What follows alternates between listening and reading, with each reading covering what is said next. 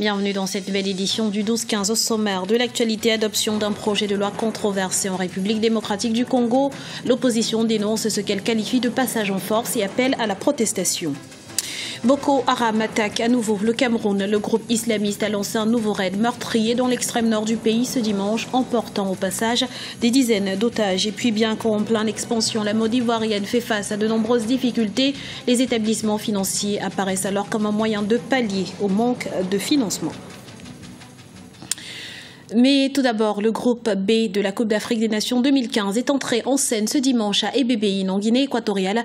La Zambie était opposée à la République démocratique du Congo, surpris d'entrée de jeu par l'ouverture du score signé Jiven Singuluma. Les Congolais ont été récompensés en deuxième mi-temps sans toutefois pouvoir arracher la victoire. Score final, 1 but partout. Dans l'autre rencontre de la journée, la Tunisie défiait le Cap-Vert. Les deux équipes se sont neutralisées et se sont quittées sur le score de 1 but partout au terme d'un match crispant. Et ce lundi, c'est au tour du groupe C d'entrer dans la compétition. Le Ghana affrontera le Sénégal à 16h GMT et l'Algérie fera face à l'Afrique du Sud à 19h GMT. La capitale congolaise sous haute tension, un important dispositif de sécurité a été mis en place à Kinshasa en prévision de l'appel à manifester de l'opposition contre le projet de révision de la loi électorale en République démocratique du Congo. En réaction à cet appel, des forces de l'ordre ont été déployées dans un large périmètre autour du siège du Parlement.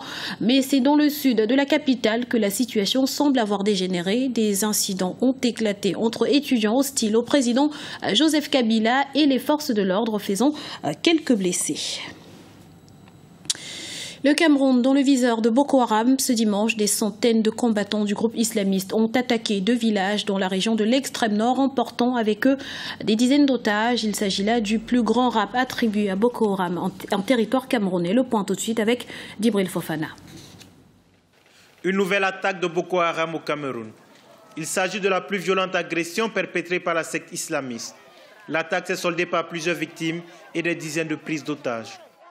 Le Cameroun est en première ligne dans la bataille contre la secte islamiste Boko Haram et est devenu une des principales cibles du mouvement islamiste. Pour le gouvernement camerounais, cette nouvelle attaque de la secte islamiste doit sonner le tocsin de la mobilisation internationale contre l'un des groupes terroristes les plus meurtriers au monde. Nous avons été l'objet d'une agression barbare d'une secte sans foi musulmane qui s'est attaqué à un de nos villages situés dans le département de Mayo-Sava. Dans leur action diabolique, ils ont tué 3 personnes, détruit 80 habitations et pris en otage des femmes et des enfants. Et nous estimons le nombre pour l'instant, disons en gros, à une 50aine de personnes. La recrudescence des attaques de la secte islamiste au Nigeria et au Cameroun représente un défi sécuritaire pour l'ensemble des pays du continent. Les efforts déployés par les États restent encore isolés et disproportionnés par rapport à l'ampleur de la menace. Boko Haram est une filiale de l'international du terrorisme. C'est la communauté internationale qui devait s'organiser pour faire face à ce fléau qui n'est qu'une excroissance des mouvements violents que nous connaissons jusqu'à là. C'est donc pour cette raison que nous appelons de toutes nos forces, et d'ailleurs l'Union africaine, la France, la Chine et ainsi de suite, que ces ensembles-là apportent de l'assistance aux pays de la ligne de front pour faire face à la situation. Cette nouvelle attaque intervient quelques jours après l'engagement militaire du Tchad auprès du Cameroun. Mais la mobilisation doit dépasser le cas des seuls États frontaliers avec le Nigeria.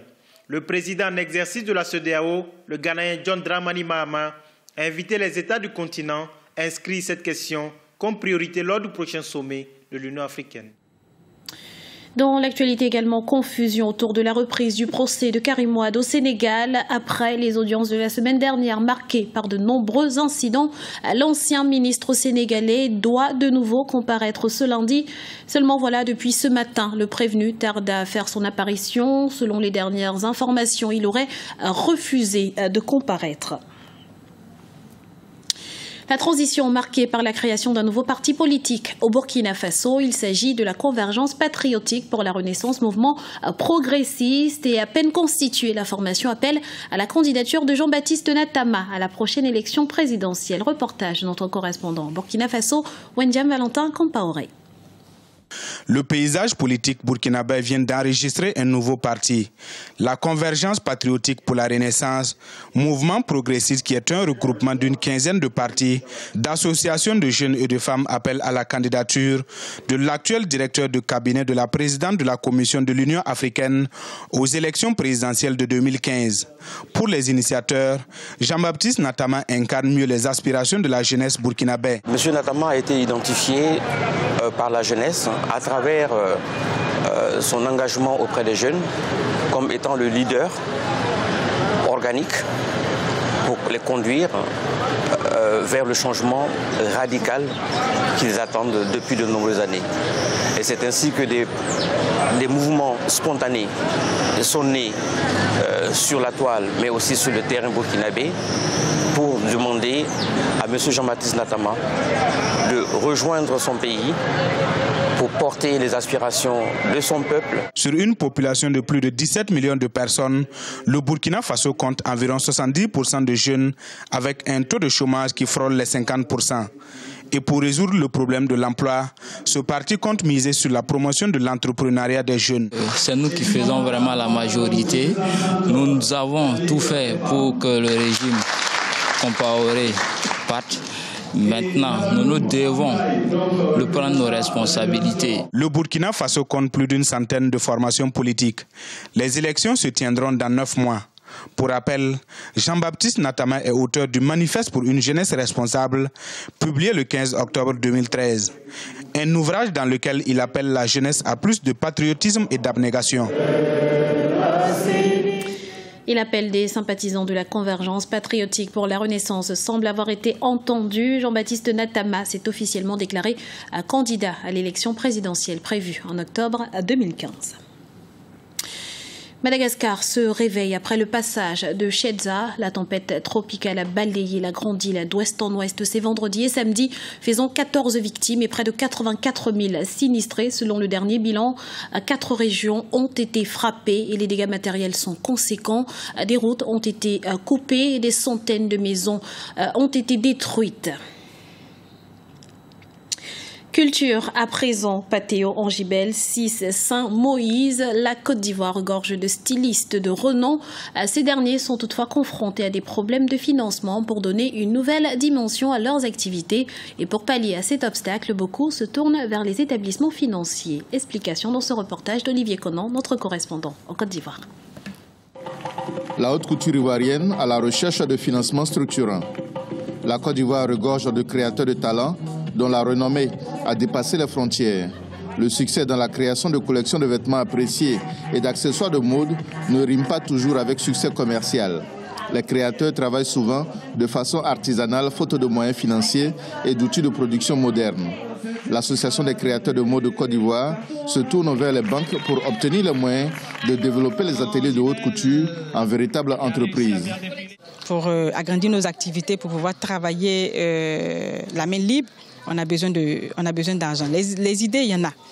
Les projets, on en a beaucoup, mais on n'a pas de financement. Le deuxième problème, c'est la formation.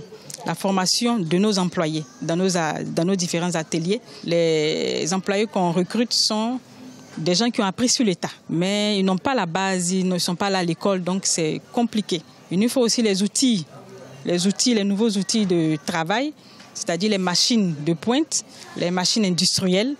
Les entreprises de la mode ivoirienne doivent auparavant se structurer et se formaliser. Les établissements financiers sont disposés à aider les créateurs à travailler sur la chaîne des valeurs pour les amener à être éligibles au financement. Si jamais un opérateur économique tel que les stylistes, par exemple, ne travaille pas sur sa chaîne de valeur, ce sera difficile. Parce que si l'approvisionnement n'est pas assuré, le débouché n'est pas assuré aussi, c'est difficile qu'un banquier puisse assurer le financement d'une telle entité. Donc par conséquent, en travaillant sur la chaîne de valeur, ça nous permet de développer toute la structuration nécessaire et d'aider ces PME-là à pouvoir vendre, acheter, mais surtout à produire. L'Association des créateurs de mode de Côte d'Ivoire veut encourager la création de véritables entreprises de haute couture pour promouvoir la mode Made in Côte d'Ivoire. Cela conforterait la pérennité des maisons de couture et apporterait également de la valeur ajoutée à l'économie ivoirienne. C'était le journal de la rédaction. Nous vous remercions pour votre fidélité. Dans un instant, une nouvelle édition du 12-15 sur Africa 24.